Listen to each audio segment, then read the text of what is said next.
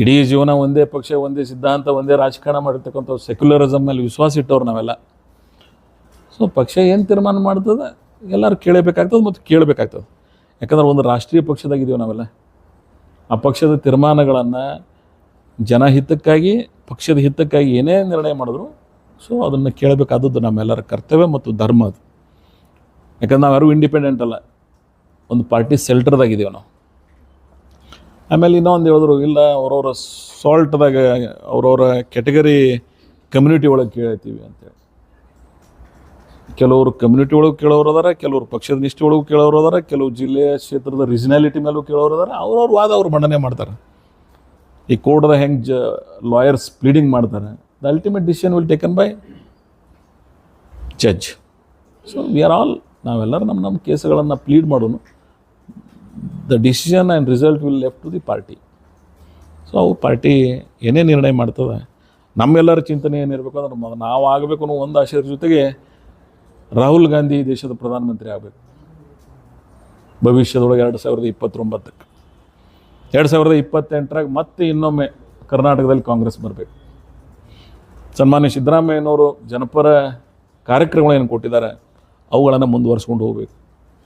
ಈ ಜಿಲ್ಲೆಯ ಸರ್ವೋತ್ಮುಖ ಅಭಿವೃದ್ಧಿಯಲ್ಲಿ ನಮ್ಮ ಬದ್ಧತೆಯನ್ನು ನಾವು ತೋರಿಸ್ಬೇಕಾಗ್ತದೆ. That is our ultimate goal. ನಾನು ಯಾರೋ ಮಂತ್ರಿ ಆಗಬೇಕು, ನಾನು ಯಾರೋ ಆಗಬಾರ್ದು ಅನ್ನೋದು it is not a ultimate goal. Ultimate goal is Congress ಪಕ್ಷಕ್ಕಾಗಿ ಏನೆಲ್ಲ ಪರಿಶ್ರಮ ಪಟ್ಟದ ಗಾಂಧಿ ಕುಟುಂಬ, ಇವತ್ತು ರಾಹುಲ್ ಗಾಂಧಿ ಪರವಾಗಿ ನಾವೆಲ್ಲ ಇರಬೇಕಾಗ್ತದೆ, ನಮ್ಮ ನಾಯಕರ ಪರವಾಗಿ. ಸನ್ಮಾನ್ಯ ಸಿದ್ದರಾಮಯ್ಯನವರು ಏನು ಬದ್ಧತೆಯಿಂದ ರಾಜಕಾರಣ ಮಾಡಿದ್ದಾರೆ ಈ ರಾಜ್ಯದಲ್ಲಿ, ಅವ್ರ ಪರವಾಗಿ ನಾವೆಲ್ಲ ಇರಬೇಕಾಗ್ತದೆ. ಸೊ ಡಿ ಕೆ ಶಿವಕುಮಾರ್ ಅವರು ಏನು ಸಂಘಟನೆ ಮಾಡಿದ್ದಾರೆ ಅವ್ರ ಪರವಾಗಿ ನಾವು ಇರಬೇಕಾಗ್ತದೆ. ಸೊ ಅದಕ್ಕಾಗಿ ನಾನು ಈ ಮಂತ್ರಿಮಂಡಲಕ್ಕಾಗಿ ಬಹಳ ಮಹತ್ವ ಕೊಡೋದು ಬೇಡ. ಸರ್ಕಾರಕ್ಕೆ ಮುಖ್ಯಮಂತ್ರಿಗಳ ಪರಮಾಧಿಕಾರ, ಯಾರನ್ನ ಮಂತ್ರಿಗಳು ಮಾಡಬೇಕು, ಯಾರನ್ನ ಮಾಡಬಾರ್ದು.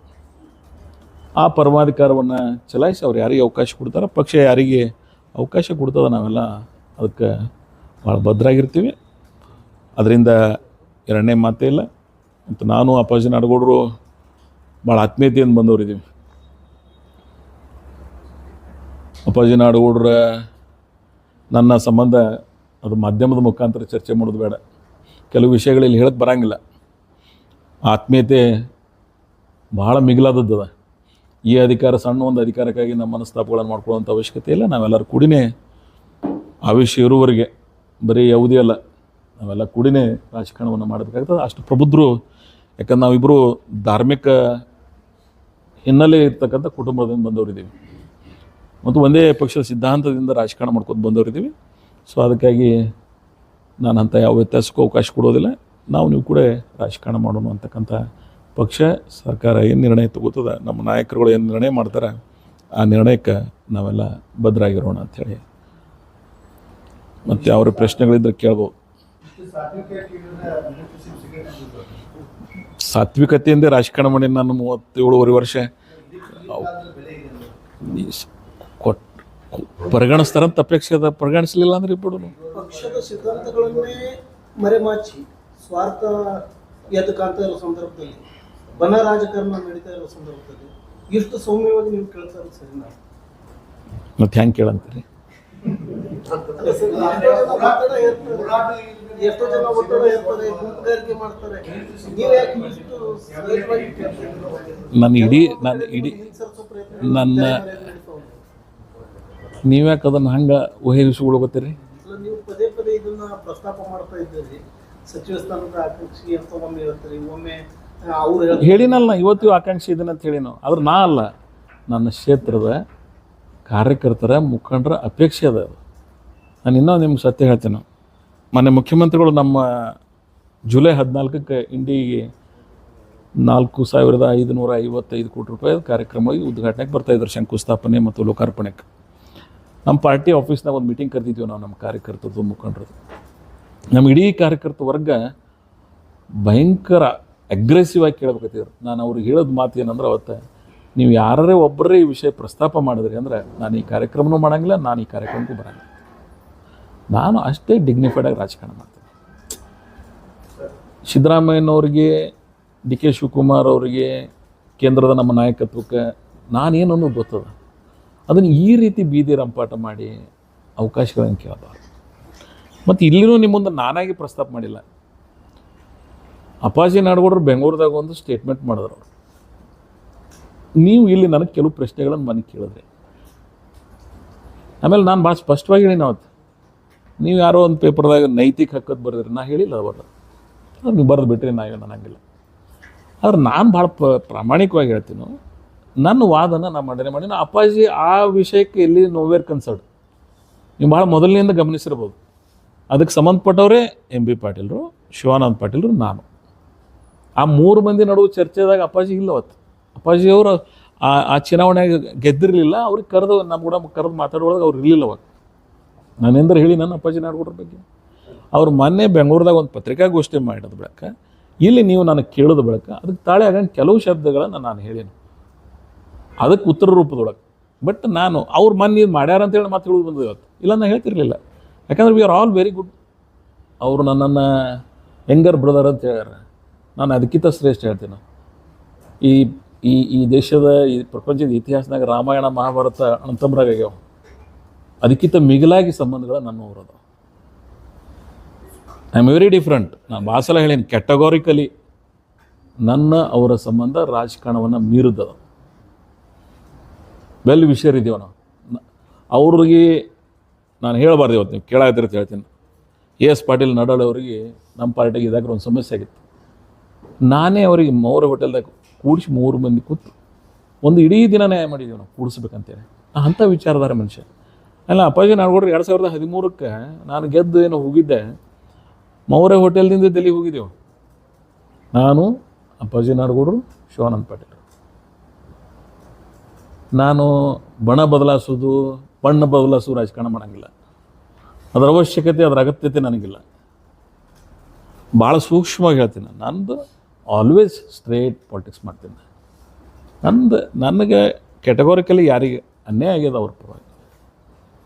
ಅದಕ್ಕೆ ನಾ ಆ ರೀತಿ ನಿಂತಿನೋ ಇಲ್ಲೋ ಅನ್ನೋದು ನಿಮಗೆ ಗೊತ್ತದ. ನಾ ಹಂಗೆ ನಡ್ಕೊಂಡಿನೋ ಅನ್ನೋದು ನೀವು ನೋಡಿರಲ್ಲ. ಈಗ ನಾವ್ಯಾರು ಹೊಸಬರಲ್ಲ ನಿಮಗೆ. ನಮ್ಮ ಹಿನ್ನೆಲೆ ಏನು, ನಮ್ಮ ನಡೆದು ಬಂದ ದಾರಿ ಏನು, ನಾವು ಹೆಂಗಿದ್ದೀವಿ ಅನ್ನೋದು ನಾವು ಹೇಳೋದು ಬೇಡ. ನಮ್ಮ ಇಮೇಜ್ ಏನದ, ನಮ್ಮ ಕ್ಲೀನ್ ಪಾಲಿಟಿಕ್ಸ್ ಏನದ, ನಮ್ಮೆಲ್ಲರದು ನಿಮ್ಗೆ ಗೊತ್ತದ. ನಾವೇ ಹೇಳ್ಕೊಳ್ಕೋದೇ ಒಂದು ಸಣ್ಣವ್ರಾಗ್ತೀವಿ ನಾವು, ಹೇಳ್ಕೋಬಾರ್ದು. ನಮ್ಮ ಹಿನ್ನೆಲೆ ಏನಂತೇಳಿ ಅದನ್ನು ನೀವು ಗ್ರಹಿಸಬೇಕು. ಇವ್ರ ಬ್ಯಾಕ್ಗ್ರೌಂಡ್ ಏನು, ಇವ್ರು ಎಲ್ಲಿ ರಾಜಕಾರಣ ಮಾಡ್ತಾರೆ, ಆ ಕ್ಷೇತ್ರದ ಹಿನ್ನೆಲೆ ಏನು, ಇವತ್ತೇನದ. ಸೊ ಇವೆಲ್ಲ ಗ್ಲಾನ್ಸ್ ಮಾಡಬೇಕಲ್ಲ ನೀವೆಲ್ಲ. And development oriented. ಆಮೇಲೆ ಶುಗರ್ ಫ್ಯಾಕ್ಟ್ರಿ ಬಗ್ಗೆ ಕೇಳಿದಾರೆ ಅವರು. ಅವರು ಒಂದು ಶುಗರ್ ಫ್ಯಾಕ್ಟ್ರಿಗೆ ಅದಾರ ಅಂತೇಳಿ. ಆ sugar factory it is elected. ಈಗ ಎಂ ಬಿ ಪಾಟೀಲರು BLD ಅಧ್ಯಕ್ಷರದಾರ, ಶಿವಾನಂದ ಪಾಟೀಲರು DCC ಬ್ಯಾಂಕಿಂದ ಅಧ್ಯಕ್ಷರದಾರ, ನಾನು ಭೀಮಾಶಂಕರ್ ಸಕ್ಕರೆ ಕಾರ್ಖಾನೆ ಅಧ್ಯಕ್ಷ. ಇದು ಇಲೆಕ್ಟೆಡ್ ರಿಪ್ರೆಸೆಂಟೇಟಿವ್, ಜನರಿಂದ ಮತ ಹಾಕಿಸ್ಕೊಂಡು ಆಯ್ಕೆ ಆಗಿರ್ತಕ್ಕಂಥದ್ದು. ಆಮೇಲೆ ನೀವು ಅದನ್ನು ತಾಳೆ ಹಾಕಿದ್ರಿ ಅಂದರೆ ಮತ್ತು ಈಗ BLD ಅವ್ರು ಬಿಡಬೇಕಾಗ್ತದೆ. ಯಾರು? ಒಬ್ಬರು ಮಂತ್ರಿಗಳು, ಇನ್ನೊಬ್ಬರು DCC ಬ್ಯಾಂಕ್ ಬಿಡಬೇಕಾಗ್ತದೆ, ನಾನು ಶುಗರ್ ಫ್ಯಾಕ್ಟ್ರಿ ಬಿಡಬೇಕಾಗ್ತದೆ. ಆಮೇಲೆ ನಂದು ಹಕ್ಕೇನದ ಅಂದ್ರೆ ನಾನೇ ಅದನ್ನು ಇರಲಾರ್ದನ್ನು ಸೃಷ್ಟಿ ಮಾಡಿ ಕಟ್ಟಿನ. ಅದನ್ನು ಫೌಂಡರ್ ಪ್ರೆಸಿಡೆಂಟ್ನ ಯಾರೋ ಮಾಡೋದ್ರಾಗ ಹೋಗಿಲ್ಲ. ನಾನೇ ಸ್ವಂತ ಅದನ್ನು ಕಟ್ಟಿ ಉಳಿಸಿ ಬೆಳೆಸೋ ಪ್ರಯತ್ನದಾಗ ಇದೀನಿ. ಅದಕ್ಕೆ ನನಗೆ ಹಕ್ಕಿರುವುದಿಲ್ಲ. ಆಮೇಲೆ ನಾನು ಹಕ್ಕು ತೆಗಿಲ್ಲ, ಜನ ಹಾಕ್ಯಾರ, ಮತ ಹಾಕ್ಯಾರ. ಅಲ್ಲೊಂದು ಇಲೆಕ್ಷನ್ ಆಯಿತು ನಿಮಗೆ ಫೆಬ್ರವರಿ 2024. 2019 ಒಮ್ಮಾಗಿತ್ತು, ಮೊನ್ನೆ 24 ಆಯಿತು. ನಾನು ಎಷ್ಟು ಕ್ಯಾಂಡಿಡೇಟ್ ಅದಾವಲ್ಲ 14 ಒಂದು ಸೈಡ್ ಬಂದು. ಆಮೇಲೆ ನೀವು ನಂಬೋದು ಬಿಡ್ಬೋದು, ನಾ ಇಲೆಕ್ಷನ್ದಾಗ ಯಾರಿಗೆ 2 ವೇದಿಕೆ ಭಾಷಣ ಮಾಡೀನಿ. ಪರ್ಸ್ನಲಿ ಒಬ್ರಿಗೆ ಫೋನ್ ಮಾಡಿಲ್ಲ. ಒಂದು ಚಡ್ಚಾಣದಾಗ ಸ್ಪೀಚ್ ಮಾಡೀನು, ಒಂದು ಇಂಡಿ ನಗರದಾಗ ಸ್ಪೀಚ್ ಮಾಡೀನು. ಅಷ್ಟರ ಮೇಲೆ ಮತ ಹಾಕ್ಯಾರ. ಚಡ್ಚಾಣ್, ಇಂಡಿ, ಆಲ್ಮೇಲ್, ದೇವ್ರಿಪ್ಪರಿಗೆ, ಸೊ ಸಿಂದಗಿ 5 ತಾಲೂಕಿನ ಜನ ಅದಕ್ಕೇನು ಶೇರ್ ಹೋಲ್ಡರ್ಸ್ ಬರ್ತಿದ್ರು 16,593 ಜನ. ಆ ಏನು ಮತದಾರರ ಸಂಖ್ಯೆ ಇತ್ತು ಅದರಲ್ಲಿ 60%, 50-60% ಮತ ಹಾಕಿದ್ದಾರೆ. ಅಲ್ಲಿ ಅವರು ಪರಿಗಣಿಸಿದ್ದಾರೆ. ಇವರು ಒಂದು ಸ್ಕೆಲ್ಟನ್ಗೆ ಜೀವ ತುಂಬಿದ್ದಾರೆ, ಅದಕ್ಕೆ ಇವ್ರಿಗೆ ನಾವು ಮಾಡಿಕೊಟ್ಟಿದ್ದೀವಿ ಅಂತ ಹೇಳಿ ಅವ್ರು ಮತ ಹಾಕ್ಯಾರ.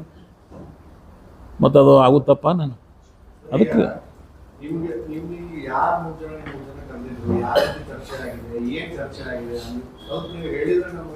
ನಿಮಗೆ ಹೇಳಿನಲ್ಲ, ಚುನಾವಣೆ ಪೂರ್ವದೊಳಗೆ ನಮ್ಮ ಪಕ್ಷದ ಹೈಕಮಾಂಡ್ ಯಾರು? ನಿಮ್ಗೆ ಗೊತ್ತಾಗ್ತಾರಲ್ಲ.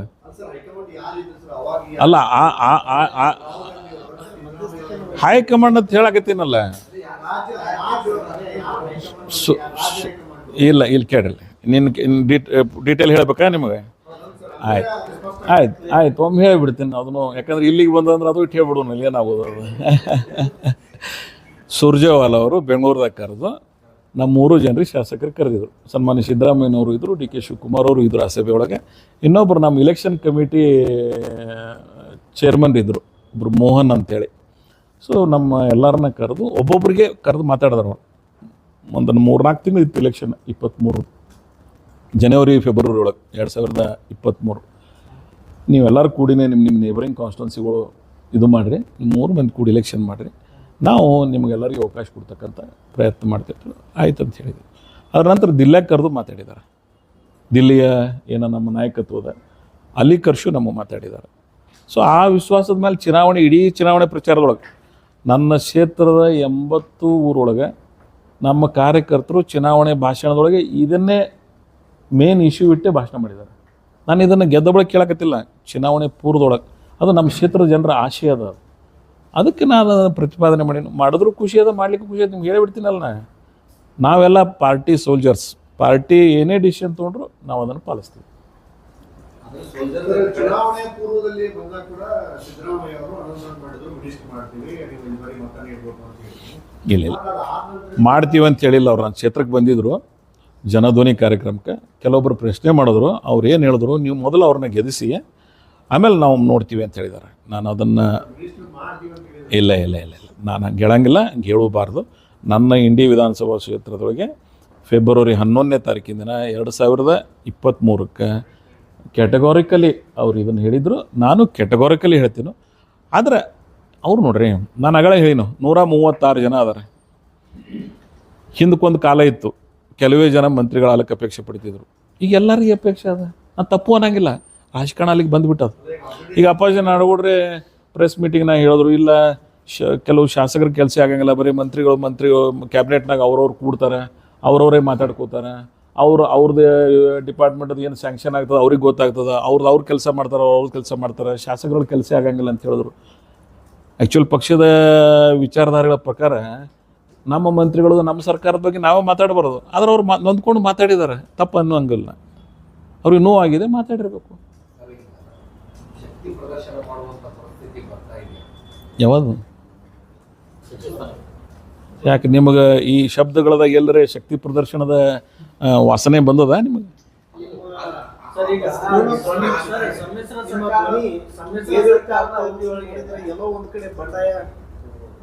ನಿಮಗೆ ಅನಿಸ್ಯದ? ನಿಮಗೇನ್ರಿ ನಂದು ಶಬ್ದಗಳದಾಗ ಬಂಡಾಯ ಅಥವಾ ಎಲ್ಲರೇ ಕಾಣಿಸ್ಯದ? ಅಣ್ಣ ತಮ್ಮ ಬೆಳೀತಾ ದಾಯದೆ ಅನ್ನೋ ತರ ಮೊದಲು ಆ ಚುನಾವಣೆ ಸಂದರ್ಭದಲ್ಲಿ ಒಗ್ಗಟ್ಟಿತ್ತು ಅಂತ ಹೇಳ್ತಾ ಇದ್ರಿ. ಅವಾಗ ಎಲ್ರಿಗೂ ಮಾತು ಕೊಟ್ಟಿದ್ರು. ಇಲ್ಲ, ಬಿಜಾಪುರ ಜಿಲ್ಲಾ ರಾಜಕಾರಣ ಟೆಕ್ನಿಕಲ್ ರಿಲೇಷನ್ಸ್ ಇರ್ತಾವೆ ಕೆಲವು ಜನ. ಆದ್ರೆ ಅಪ್ಪಾಜಿ ನಂದು ಟೆಕ್ನಿಕಲ್ ರಿಲೇಷನ್ ಅಲ್ಲ, ನಮ್ಮದೊಂದು ಡಿಫ್ರೆಂಟ್ ರಿಲೇಷನ್ ಅಂತ ಹೇಳಿದೆ.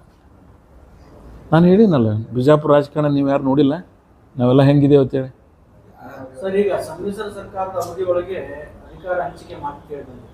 ಆಗ್ಲೂ ಕೂಡ ಒಂದು ಸೂಚ್ಯವಾಗಿ ಇಲ್ಲ, ಅಲ್ಲಿ ಸಮ್ಮಿಶ್ರ ಸರ್ಕಾರದೊಳಗೆ ಅಧಿಕಾರ ಹಂಚಿಕೆ ಒಪ್ಪಂದ ಆಗಿದೆ. ಅದನ್ನು ಅವತ್ತಿನ KPCC ಅಧ್ಯಕ್ಷರಾಗಿರ್ತಕ್ಕಂಥ ದಿನೇಶ್ ಗುಂಡ್ರಾವ್ ಇದ್ದರು, ಸಾಮಾನ್ಯ ವೇಣುಗೋಪಾಲ್ ಅವರು ಇದ್ದರು, ನಮ್ಮ ಜನರಲ್ ಸೆಕ್ರೆಟರಿ ಇದ್ರು. ಅವಾಗ ಈಗ ಆರ್ಗನೈಸಿಂಗ್ ಜನರಲ್ ಸೆಕ್ರೆಟರಿ ಅದಾರೆ. ಅವಾಗ ನಮ್ಮ ಸ್ಟೇಟದು ಇನ್ಚಾರ್ಜ್ ಇದ್ರು ಅವರು. ಅವಾಗೂ ಆಗಿತ್ತೆ ಅದು. ಅದ್ರ ಮುಂದೆ ದುರ್ದೈವಶಾತ್ ಸರ್ಕಾರ ಬಿದ್ದು ಹೋಯಿತು. ಆ ವಿಷಯ ಪ್ರಸ್ತಾಪಕ್ಕೆ ಬರೋಂಗಿಲ್ಲ. ಅವಾಗ ಅದದ್ದು 20 ತಿಂಗಳಿಗೆ, ಅದನ್ನು ಹೇಳ್ತೀನಿ ನಿಮಗೆ, 20 months. ಬಟ್ ಅದು ಪ್ರಶ್ನೆನೇ ಬರಲಿಲ್ಲ. ಸರ್ಕಾರನೇ, ನಮ್ಮ ಸಮ್ಮಿಶ್ರ ಸರ್ಕಾರನೇ ಬಿದ್ದು ಹೋಯ್ತು. ಸೊ ಆ ವಿಷಯ ಅಲ್ಲಿಗೆ ಆಯಿತು. ಇಷ್ಟು ದಿವಸ ನೀವು ಸೈಲೆಂಟ್ ಆಗಿ ಉಳಿದಿರೋದ್ರಿಂದ ಒಂದು ಶಕ್ತಿ ಇದೆ ಸರ್. ಆ ಶಕ್ತಿ ಪ್ರದರ್ಶನ ಆಗುವಂಥ ಸಾಧ್ಯತೆಗಳು ಏನಾದರೂ ಇದೆಯಾ?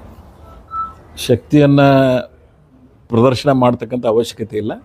ನಿಷ್ಠೆ, ಪ್ರಾಮಾಣಿಕತೆ, ಒಳ್ಳೆತನ ಕೈ ಹಿಡಿತದಂತ ನಾನು ಭಾವಿಸಿದ್ದೀನಿ. ಅನಿವಾರ್ಯ ಅಂತ ಸರ್. ಈಗ 4 ಗೋಡೆಗಳ ಮಧ್ಯೆ 3 ಜನರ ಮದುವೆ ಆಗಿರ್ತಕ್ಕಂಥ ಈ ಒಪ್ಪಂದ ಇವತ್ತು ಈ ದಿನ ನಾನು ಹೆಸರು ಹೇಳಿರಲಿಲ್ಲ. ಇವತ್ತು ಕ್ಯಾಟಗಾರಿಕಲಿ ಹೆಸರುಗಳನ್ನು ಹೇಳಕತ್ತೀನಿ. ಅದು ನೀವು ಕೇಳಿರಿ ಅಂತ ಹೇಳಿ, ಇಲ್ಲ ಅಂತ ಹೇಳ್ತಿದ್ಲ.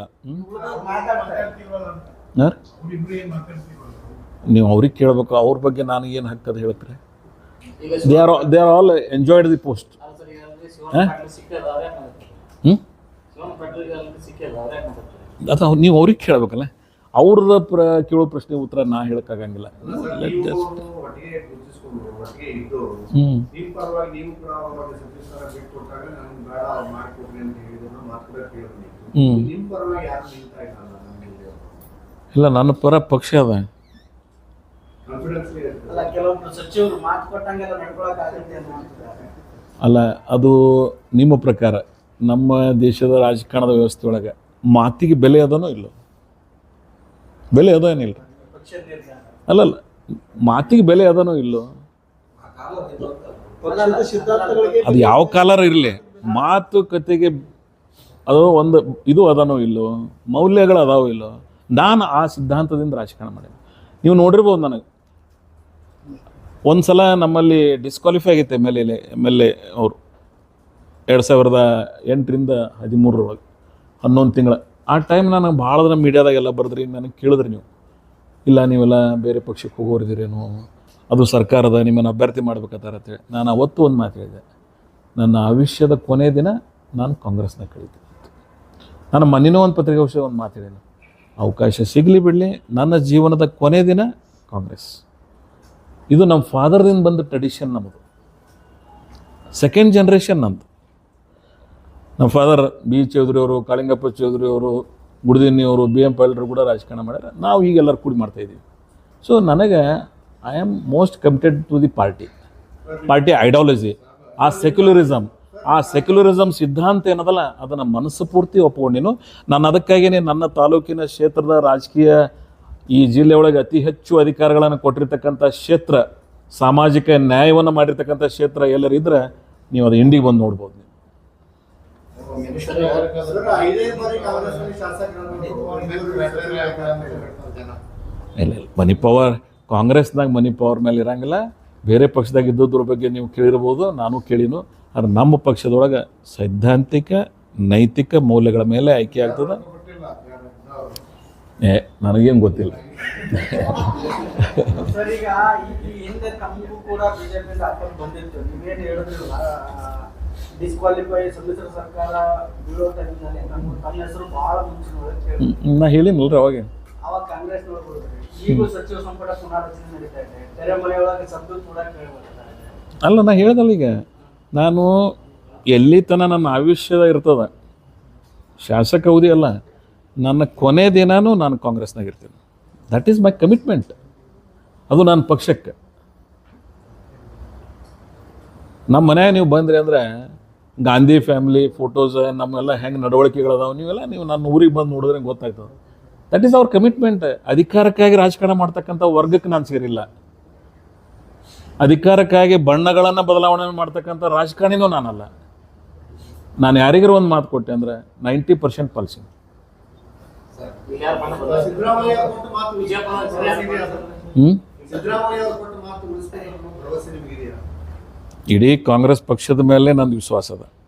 JDSದಾಗೆ ಹಿಂಗೆ ದತ್ತ ಅಂತ ಗೊತ್ತಿರ್ಬೋದು. ಸೇಮ್ ಸಿದ್ಧಾಂತ ನಿಮ್ದು ಪ್ರಸಿದ್ಧಿ ಏನಾಗಿದ್ರಿ ಈಗ? ಅದು ದತ್ತನ ಹೆಸರು ನೆನಪು ಮಾಡ್ಕೊಡ್ರಲ್ಲ. ದತ್ತಾಗ ಅಧಿಕಾರ ಸಿಕ್ಕಿರ್ಲಿಕ್ಕಲ್ಲ, ಅವ್ರು ದತ್ತ ಯಾಕೆ ನೆನೆಸ್ಕೊಟ್ರಿ ಬಿಜಾಪುರದಾಗ? ದತ್ತ ಎಲ್ಲಿ? ಚಿಕ್ಕಮಗಳೂರು ಜಿಲ್ಲೆದ ಒಬ್ಬ ವ್ಯಕ್ತಿ ಹೆಸರು ಇಲ್ಲಿ ನೀವು ನೆನಪಿಸ್ಕೋತೀರಿ ಅಂದರೆ ಬಿಕಾಸ್ ಆಫ್ ಹೀಸ್ ಐಡಿಯಾಲಜಿ, ಅವನು ಒಳ್ಳೆತನ. ನಾನು ಈ ಭೂಮಿ ಮೇಲೆ ಹೋದ ನಂತರ ಈ ಐಡಿಯಾಲಜಿಯನ್ನು ನೆನಪಿಸ್ಕೊಳ್ಳಿ ಅಂತಕ್ಕಂಥ ಸಿದ್ಧಾಂತಕ್ಕಾಗಿ ಬದುಕ್ತಾ ಇದ್ದೀನಿ ನಾನು. ಸರ್, ಎಲ್ಲೊಂದು ನವೆಂಬರ್ 21ಕ್ಕೆ DK ಶಿವಕುಮಾರ್ ಪ್ರಮಾಣ ಸ್ವೀಕಾರ ಮಾಡ್ತಾರೆ ಅಂತ ಪೋಸ್ಟ್ ವೈರಲ್ ಆಗ್ತಾ ಇದೆ. ಹೌದು, ನಿಮ್ಮ ಇದ್ರಾಗ ಏನೇನು ವೈರಲ್ ಆಯ್ತು, ಯಾರ್ಯಾರು ಏನೇನು ಮಾಡ್ತಿರೋ, ಯಾವಾಗ ಬಿಡ್ತಿರೋ, ಯಾರಿಗೆ ಮುಗಿಸ್ತಿರೋ, ಯಾರಿಗೆ ಎಬ್ಬಿಸ್ತಿರೋ, ಅವೆಲ್ಲ ನಿಮಗೆ ಬಿಟ್ಟದ್ದು. ಅಂತ್ಯಕಂತ್ಯಗಳಿಗೆ ಊಹಾಪೋಗಳಿಗೆ ನನ್ನಲ್ಲಿ ಉತ್ತರ ಇಲ್ಲ.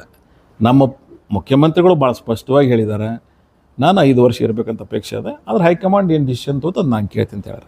ಸನ್ಮಾನ್ಯ DK ಶಿವಕುಮಾರ್ ಅವರು ಭಾಳ ಸ್ಪಷ್ಟವಾಗಿ ಹೇಳಿದ್ದಾರೆ, ಪಕ್ಷ ಏನು ನಿರ್ಣಯ ಮಾಡ್ತದೆ ನಾನು ಅದಕ್ಕೆ ಕೇಳ್ತೀನಿ ಅಂತೇಳಿ. ಅವರೇ ಇಬ್ಬರು ಅದನ್ನು ಹೇಳ್ದಾಕ್ರೆ ಮತ್ತೆ ಯಾಕೆ ಬೇರೆ ವಿಷಯಗಳಿಗೆ ಅವಕಾಶ ಕೊಡು? ಹೌದು, ಸಿದ್ದರಾಮಯ್ಯನವ್ರು ಒಳ್ಳೆ ಆಡಳಿತ ಕೊಡ್ತಾ ಇದ್ದಾರೆ. ಅವ್ರು 5 ವರ್ಷ ಇದ್ರೆ ಒಳ್ಳೇದಂತ ಹೇಳ್ತೀನಿ. ಪಕ್ಷ ನಿರ್ಣಯ ಮಾಡಿದ್ರೆ ಅದಕ್ಕೂ ಒಳ್ಳೇದೇ. ಅಲ್ಟಿಮೇಟ್ ನಾವೆಲ್ಲರೂ ಒಂದು ಪಕ್ಷ ಸೆಲ್ಟರ್ದಾಗಿದ್ದೀವಲ್ಲ, ಪಾರ್ಟಿ ವಾಟ್ ಎವರ್ ಡಿಸಿಷನ್, ಈಗ ನಾನೇ ನಮ್ಮ ವಿಷಯದಾಗ ಹೇಳಿದಲ್ಲ, ಪಕ್ಷ ಏನೇ ನಿರ್ಣಯ ತೊಗೊಂಡ್ರೆ ಅದ್ರ ಪರವಾಗಿ ಭದ್ರಾಗಿರ್ಬೇಕಾಗ್ತದೆ. Because we are all in the party. ಆ ಪಾರ್ಟಿಯ ಚೌಕಟ್ಟುಗಳನ್ನು ಮೀರಿ ಮಾತಾಡ್ಲಿಕ್ಕೆ ಬರೋದಿಲ್ಲ ನಮಗೆ. ನಾವು ಯಾರು ಇಂಡಿಪೆಂಡೆಂಟ್ ಅಲ್ಲ. ಸರ್, ಕೆಲವೊಬ್ರು ಡಿ ಕೆ ಶಿವಕುಮಾರ್ ಅವ್ರ ಪರವಾಗಿ ಬಂಧುವಾಗಿ ನಿಂತು ಮಾತಾಡ್ತಾ ಇದ್ದಾರೆ, ಕೆಲವೊಬ್ರು ಸಿದ್ದರಾಮಯ್ಯ ಅವ್ರ ಪರವಾಗಿ ನಿಂತು ಮಾತಾಡ್ತಾ ಇದ್ದಾರೆ. ನೀವು ಯಾರ ಪರವಾಗಿ ಅಥವಾ ನೀವು ಪರವಾಗಿ? ನಾನು ಪಕ್ಷದ ಪರವಾಗಿ, ಕಾಂಗ್ರೆಸ್ ಪಕ್ಷದ ಪರವಾಗಿ. ಅವರೆಲ್ಲರೂ ನಮ್ಮ ನಾಯಕರು. ಅವರಿಂದ ಈ ರಾಜ್ಯಕ್ಕೆ ಒಳ್ಳೇದಾಗ್ಯದ, ಮುಂದೆ ಒಳ್ಳೇದಾಗ್ತದೆ. ಸರ್, ಈಗ ದಯಾಸಾಗರ್ ಪಾಟೀಲ್ ಅವರು- ಸರ್, ದಯಾಸಾಗರ್ ಪಾಟೀಲ್ ನಾನು ಅದ್ರ ಬಗ್ಗೆ ಇನ್ನೂ ಮಾತಾಡ್ತೀನಿ. ಇಲ್ಲ, ಗಡುವು ಕೊಟ್ಟಿದ್ದಾರೆ ಸರ್. ನಿಯೋಗದ ಬಗ್ಗೆ ಅದು ಗಡೀಪಾರ್ ಮಾಡಿಕೊಂಡು ಜಿಲ್ಲಾಧಿಕಾರಿ ಅಲ್ಲ, ಅದ್ರ ಬಗ್ಗೆ ಇನ್ನೂ ಮಾತಾಡ್ತೀನಿ. ಅದು ಇದ್ರಾಗ ಇದು ಮಾಡೋದು ಬೇಡ. ಅದೊಂದು ಹೇಳ್ಬಿಡಿ ಸರ್. ಇಲ್ಲ, ಆಮೇಲೆ ಮಾತಾಡ್ತೀನಿ ಅಂತ ಹೇಳ್ದಲ್ಲ, ಆಮೇಲೆ ಮಾತಾಡ್ತೀನಿ. ನಾನು ಎಂದರೆ ಬಿಟ್ಟುಗಿನ ಇದಕ್ಕೆ ವಿಷಯಾಂತರ ಆಗೋದು ಬೇಡ. ಅದು ಮತ್ತೆ ಮಾತಾಡ್ತೀನಿ. ಎಲ್ಲಿ ಹೋಗಂಗಿಲ್ಲ, ನಾ ಇಲ್ಲೇ ಇರ್ತೀನಿ. ಆಮೇಲೆ ಯಾವುದೇ ಪ್ರಶ್ನೆಗಳಿಗೆ ಉತ್ತರ ಕೊಡಲಾರ್ದೆ ನಾನು ನಿರ್ಗಮಿಸೋದು ನೀವು ನೋಡಿಲ್ಲ. ಇದು ಮುಗಿಲಿ. ಅದಕ್ಕೆ ಒಟ್ಟಿನಲ್ಲಿ ರಾಜ್ಯ ಸರ್ಕಾರ ಹೈಕಮಾಂಡ್ ಈಗ ಇರುವವ್ರನ್ನ ಮುಂದುವರಿಸಿದ್ರು ಒಪ್ಕೊಳ್ತೀರಿ, ಬೇರೆದವ್ರು ಕೊಟ್ಟು ಒಪ್ಕೊಳ್ತೀರಿ, ನಿಮಗೆ ಕೊಟ್ಟು ಒಪ್ಕೊಳ್ತೀರಿ. ಇದೇ ನಿಮ್ಮ stand. Yes, okay, thank you. ಹೋಗ್ತೀರಾ ಸರ್? ನಿಯೋಗ ಹೋಗುದು ಎಲ್ಲಿ ಅಪ್ಪಾಜಿ ನಡ್ಕೊಳ್ಳೋದು ಈಗ ಹೋಗೋಣ ಅಂತ ಯಾವಾಗ ಕರೀತಾರಲ್ಲ ಅವಾಗ ಹೋಗ್ತೀವಿ. ಆದ್ರೆ ಇಷ್ಟೇ, ಎಲ್ಲರೂ ಇರ್ತಾರಲ್ಲ, ನೋಡ್ಬೇಕು ನೀವು. ಈ ಜಿಲ್ಲೆಯ ಜನ ಎಲ್ಲರೂ ನಾವು ಇರ್ತೇವೆ ಇಲ್ಲಿ ನೋಡ್ರಿ ಅಷ್ಟೇ. ಅಪ್ಪಾಜಿ ನಾಡಗೌಡ ನಿಮ್ಮಂತೆ ಯಾಕೆ ಈ ಥರ ಅನ್ಸುತ್ತೆ? ಏನು ಬಂದತ್ ಅನಿಸ್ತಾನೆ ನಿಮ್ಗೇನ್ರಿ? ಅಲ್ಲ ಸರ್, ಈಗ ಅವ್ರೊಂದು ಮಾತಾಡಿದ್ರೆ ಮಾಡಿ ನೀವೊಂದು ಮಾತಾಡಿ ಈಗ ಇಬ್ರು ಒಂದೇ ಹೇಳಿದೇವು ನಾವು ಇಬ್ರು ಸಾಯತನ ಕೂಡಿರೋರು.